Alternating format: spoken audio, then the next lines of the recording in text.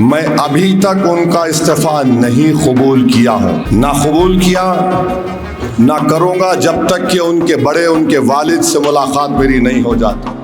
उनके वालिद बोलेंगे कबूल कर लूँगा। मैं तुमको अल्लाह का वास्ता देता हूँ, मेरी कोई हैसियत नहीं है जमात के सामने। तुमको असदुद्दीन ओवैसी से बड़ा लीडर बनना ये मेरी ख्वाहिश है। तो इसलिए जमात में आइए, जमात में आकर इस जिम्मेदारी को कबूल करिए। अगर कोई घर में नाराज बैठा है, उसकी नाराजगी दुरुस्त है, मैं उसके घर तक जाकर दस्तक देने को तैयार हूं। इसमें मेरा कोई, याद रखिए, मेरा कोई इसमें अना नहीं है, मेरी कोई अना नहीं है इसमें।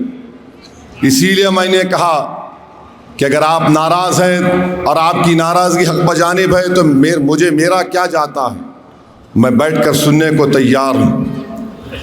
मैं इंसान हूं। और याद रखिए, अगर आप मस्जिद में नमाज पढ़ रहे हैं और इमाम साहब से कोई गलती हो जाती है तो मस्जिद की दीवार पर बैठने वाला लुक़मा नहीं दे सकता, इमाम साहब आप सूरह फातिहा पढ़ना भूल गए। ना इमाम साहब पर वाजिब है कि दीवार पर बैठने वाले की बात सुने। जो जमात में होकर बोलता है सुभान अल्लाह सुभान अल्लाह, तो इमाम को याद आता है कोई गलती हो गई। तो इसलिए जमात में आइए, जमात में आकर इस जिम्मेदारी को कबूल करिए।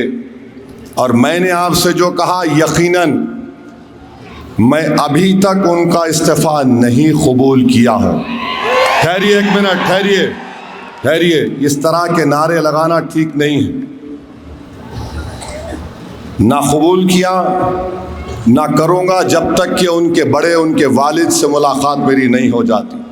उनके वालिद बोलेंगे कबूल कर लूँगा। मगर आपसे अपील कर रहा हूँ, मेरे एक सवाल का जवाब दे दो।